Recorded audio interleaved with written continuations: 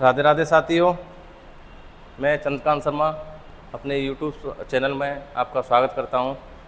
आज हम एक छोटा सा टॉपिक हिंदी में संज्ञा प्रकरण पढ़ेंगे। बहुत कम समय में आपको इस टॉपिक के बारे में मैं अधिक से अधिक जानकारी देने का प्रयास करूंगा।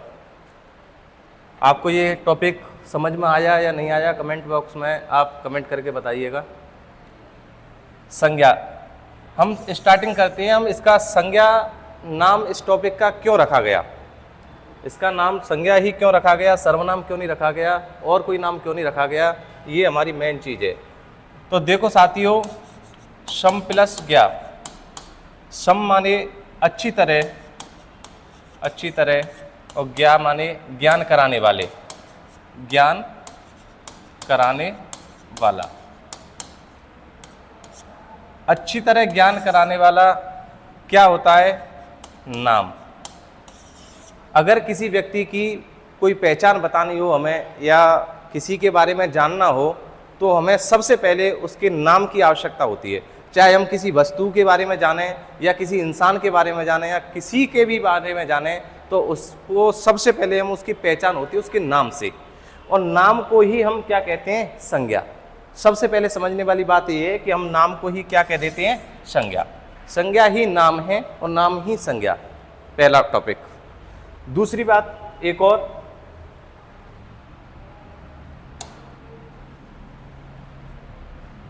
अब संज्ञा के हम समझेंगे, संज्ञा को 3 भेदों में डिवाइड किया है।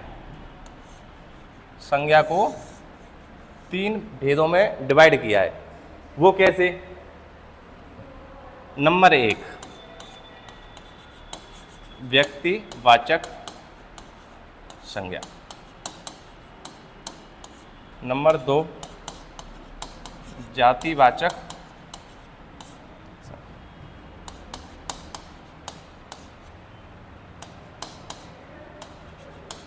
भाववाचक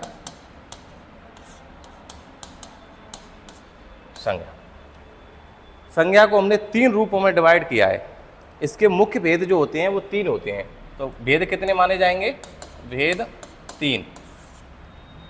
दूसरी बात, हम किसी भी टॉपिक को समझते हैं बिल्कुल जीरो से समझते हैं, और सबसे पहले हम जैसे उसका नाम क्यों रखा गया, किस लिए रखा गया, उसका नाम यही क्यों रखा गया, दूसरा क्यों नहीं रखा गया, ये सारी चीज़ के बारे में जानते हुए आगे टॉपिक की ओर बढ़ते हैं तो हमारा सब कुछ समझ में आ जाता है। अगर फिर भी कोई डाउट रहता है तो आप कमेंट बॉक्स में कमेंट करके हमें पूछ सकते हैं।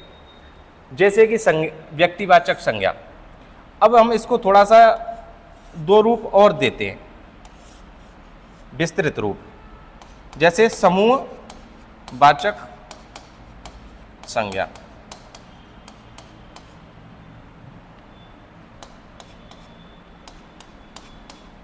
द्रव्यवाचक संज्ञा। जातिवाचक संज्ञा के 2 भेद हमने और कर दिए, समूहवाचक और द्रव्यवाचक। ये मुख्य भेद हैं इसके भी 2 भेद और हो जाते हैं, पर लेकिन पहले यहां से समझेंगे। व्यक्तिवाचक संज्ञा, व्यक्तिवाचक, जातिवाचक, भाववाचक, तीनों रूप हो गए। पर लेकिन इससे पहले हम एक चीज और समझेंगे, संज्ञा। अगर कोई ये पूछ ले संज्ञा किसे कहते हैं, तो आप एक ही शब्द में कह सकते हैं कि किसी, पहले मैंने अभी बताया आपको, किसी नाम को ही संज्ञा कह देते हैं। ठीक है, क्लियर। पर लेकिन फिर भी और ज़्यादा डिफाइन करें, किसके नाम को संज्ञा कहेंगे? तो इस संसार में जो भी सजीव निर्जीव कैसा भी है, इस संसार में जो दिखाई दे रहा है, सजीव हो चाहे निर्जीव हो, वो संज्ञा है। क्यों? कि उसका कोई ना कोई नाम होगा, कोई ना कोई तो नाम होगा। किसी वस्तु का नाम, स्थान का नाम, पदार्थ का नाम, किसी व्यक्ति का नाम, किसी का भी जो संसार में चल अचल जो दिख रहा है हमें, हम उसको जान रहे हैं, तो उसका कुछ ना कुछ नाम होगा। उस नाम को ही हम क्या कहते हैं? संज्ञा कहते हैं। उस नाम को ही हम क्या कहते हैं? संज्ञा कहते हैं। इसीलिए हम कह देते हैं कि किसी व्यक्ति, वस्तु, स्थान, किसी व्यक्ति, वस्तु, स्थान, पदार्थ, गुण,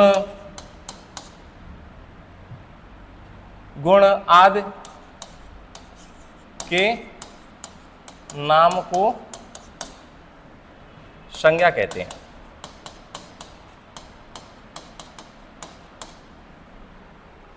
किसी भी व्यक्ति वस्तु, कुल मिला के बात एक ध्यान रखनी है तुमको, कोई ज़्यादा टेंशन नहीं पानी है कि कोई भी नाम है वो संज्ञा है। अब हमें पहचान करनी है कि वो नाम हमें किस संज्ञा के रूप में रखना है। व्यक्तिवाचक कौन से नाम होंगे, जातिवाचक कौन से नाम होंगे, भाववाचक कौन से नाम होंगे।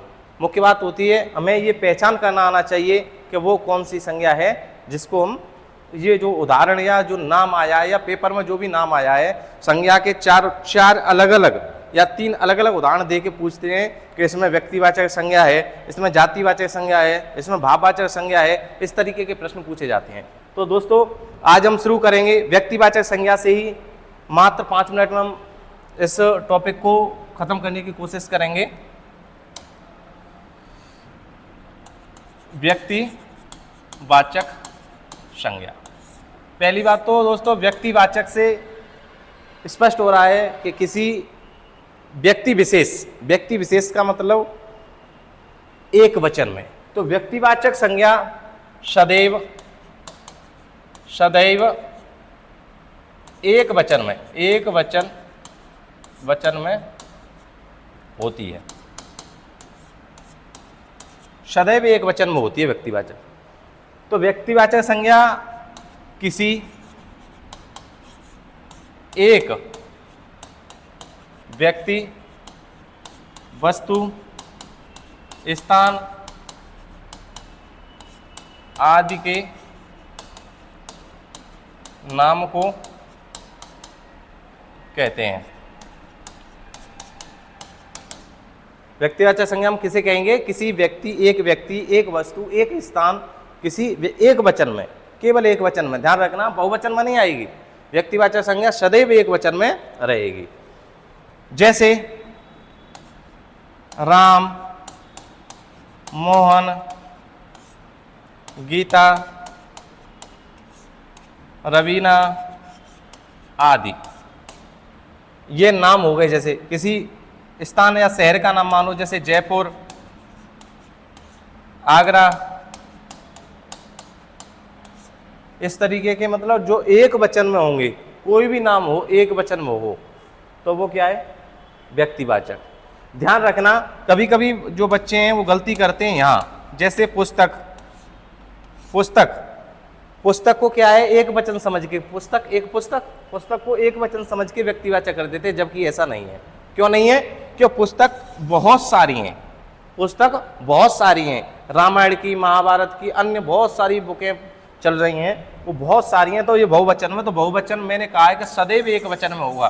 तो पुस्तक शब्द में व्यक्तिवाचक संज्ञा नहीं हो सकती। अगर हम बोलें कि रामायण की पुस्तक, रामायण की पुस्तक, हाँ, इस लाइन को हम कह सकते हैं व्यक्तिवाचक।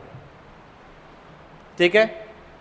दूसरी बात, एक उदाहरण आ जाता है, जैसे मैंने बोला राम है, मोहन है, सीता है, रवीना है, जयपुर है, आगरा है, ठीक है, रावण है, कोई भी है। अब जैसे यहाँ पर एक उदाहरण आता है, उसमें अक्सर लड़के गलतियां करते हैं। वो क्या है कि घर घर में रावण बैठे, इतने राम कहाँ से लाऊं? घर घर में रावण बैठे, इतने राम कहाँ से लाऊं?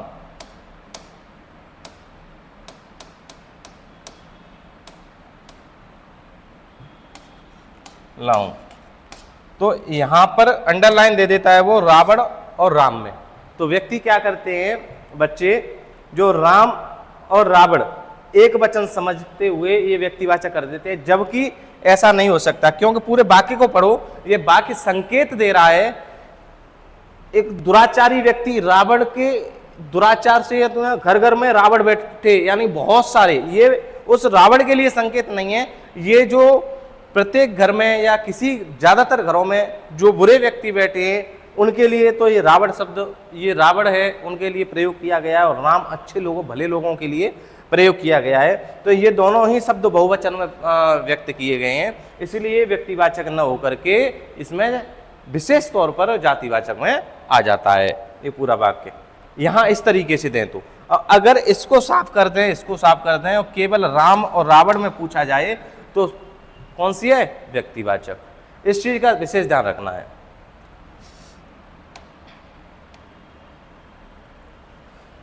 अब दोस्तों आते हैं हम जातिवाचक। ज़्यादा लंबा टॉपिक नहीं खींचना चाहता मैं, इसलिए थोड़ी सी जल्दी करनी पड़ रही है। अगर आपको पसंद आए तो इसका मैं भाग दूसरा बना दूंगा। जो पेपर में आए हुए क्वेश्चन हैं उनको अच्छी तरीके से डिफाइन करते हुए आपको समझा दूंगा कि कोई भी समस्या नहीं आए किसी भी प्रकार की। पर लेकिन फिर भी इसी से आपके क्लियर हो जाएंगे जातिवाचक संज्ञा। तो जातिवाचक संज्ञा ये किस में होगी? बहुवचन में प्रयुक्त होती है, पहली बात। तो दूसरी बात, वाक्य के आधार पर भी प्रयुक्त हो जाती है पर ज्यादातर बहुवचन में प्रयुक्त होती है। विशेष बात क्या है इसमें? ऐसे संज्ञा शब्द जिनसे संपूर्ण वर्ग या जाति का बोध होता हो। कैसे? जैसे अभी मैंने एक उदाहरण दिया था, पुस्तक में बहुत सारी पुस्तक हैं।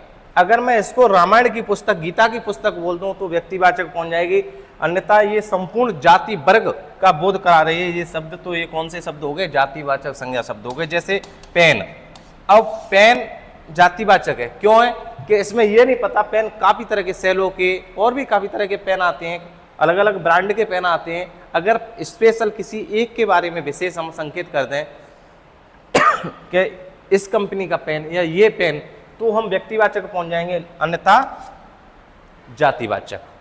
जैसे गाय, गाय जातिवाचक है। क्यों गाय जातिवाचक है?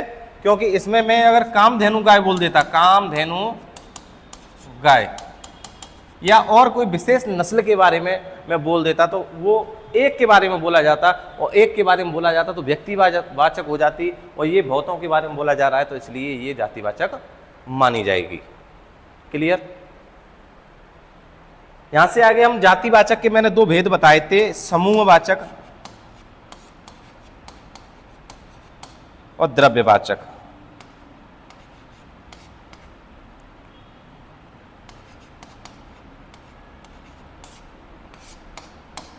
समूहवाचक में संपूर्ण समूह का बोध होता है। वो हमेशा ऐसे संज्ञा शब्द होते हैं जिनमें भीड़ इकट्ठी सी नजर आए, समूह में नजर आए चीज। जैसे गुच्छा, गुच्छा, सेना, दल, ऐसे संज्ञा शब्द जिनमें संपूर्ण समूह का बोध होता हो वो समूहवाचक हो गए। स्पष्ट नजर आ जाएंगे आपको, बहुवचन में भी आएंगे और एक साथ आएंगे। और इस तरीके से पूछे कि सेना शब्द में प्रयुक्त संज्ञा है तो पहला हमारा ऑप्शन रहेगा। अगर ऑप्शन में जातिवाचक, व्यक्तिवाचक, भाववाचक ये तीन ही दे रखे हैं तो हमारा जातिवाचक माना जाएगा। और अगर इस तरीके से दे दिया ऑप्शन में सेना शब्द में कौन सी संज्ञा है, जातिवाचक, समूहवाचक, व्यक्तिवाचक या भाववाचक, तो हम सबसे पहले वरीयता देंगे किसको? समूहवाचक को। यानी है तो ये इसी के भेद पर, लेकिन अगर इसको ऑप्शन में रख देता है एग्जामिनर तो हम इसे ज्यादा वरीयता देंगे। इसी तरह द्रव्यवाचक, द्रव्यवाचक में आप ऐसा ध्यान रखना कि कोई भी चीज द्रव्य पदार्थ हो, कोई भी चीज हो, जैसे तेल है, घी है, सोना है। क्यों? सोना गर्म करने पर द्रव्य के रूप में बदल जाता है पदार्थ। सोना है, पानी है, ये सारी चीजें द्रव्यवाचक में आ गई। जातिवाचक ये द्रव्यवाचक। यहाँ तक क्लियर हो गया। आगे आपका एक भाववाचक बची। भाववाचक संज्ञा आपको ये यहाँ तक समझ में कैसी आई इसके बारे में बताते हुए आगे हमें बताएं कमेंट करके, तो मैं इसका जो आगे की वीडियो है वो अपलोड कर दूंगा। अगला पार्ट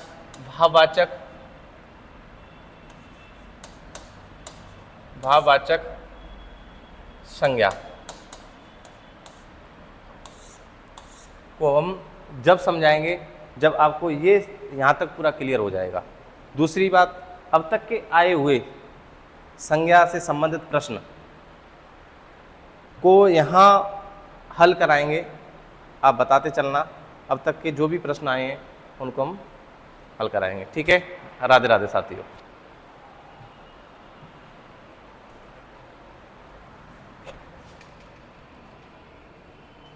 सर